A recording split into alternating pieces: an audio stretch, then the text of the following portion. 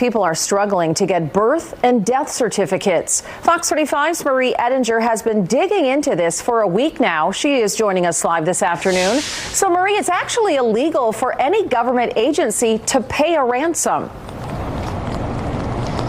It is, and the Florida Department of Health right now is just calling this a temporary outage. But a hacking group says they are responsible for it. They have claimed ownership over this.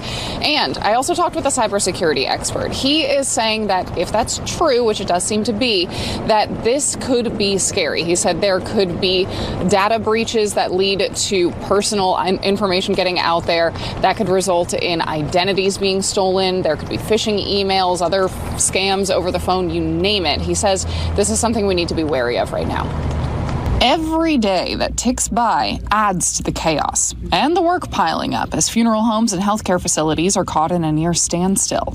Cybersecurity expert Scott Schober says large-scale cyber attacks of this nature are getting worse. We're all vulnerable, unfortunately, but there's a lot more value in the world of healthcare, if we think about it in a general sense, because that information has got so much personal information. It isn't every aspect of the health department affected, just their system called Vital Statistics. That's what they use to issue certificates for birth, marriage, and death. Which is a treasure trove for hackers to grab and pull this stuff and then go perform the identity theft and phishing scams and phone scams and all of the like. So it's a really bad situation to be in. In 2022, the state of Florida passed a law prohibiting certain entities from paying or otherwise complying with a ransom demand. That includes government institutions.